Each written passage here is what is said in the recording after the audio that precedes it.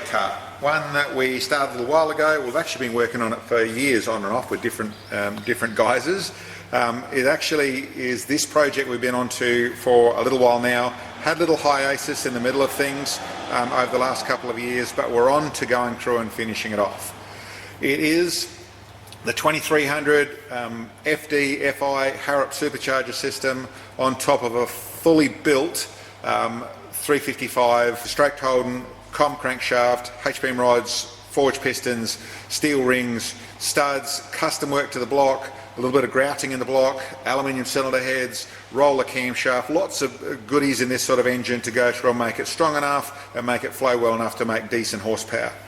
2300 system on the top, ample. We're running up around the 14 pounds of boost. Yeah, we're actually making a little more power than we saw before, but with these grippy street slash track tyres, they're chewing them up on the dyno. So yeah, we've got the run from before at 630 plus rear wheel horsepower.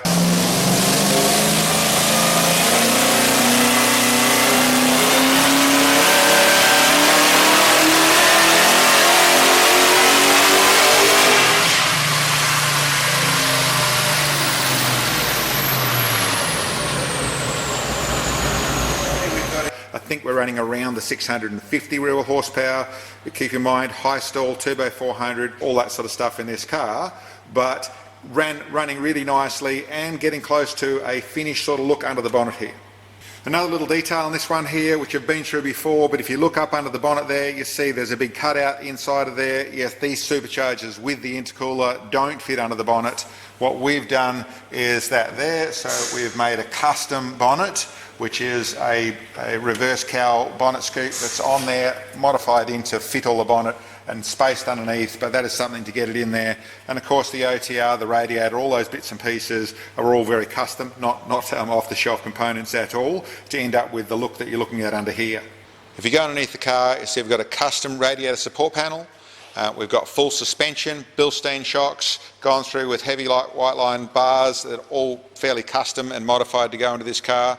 Transmission, full built turbo 400, reverse pattern, manualised. Then in there's a heavy duty drive shaft. Around that we've got a custom exhaust system, DeFilippo headers. Come back up here, here's a 9-inch with 3.5 diff gears, true track centre, heavy 31 spline axles, gone through and done all the suspension in the back here, all a little bit custom as well.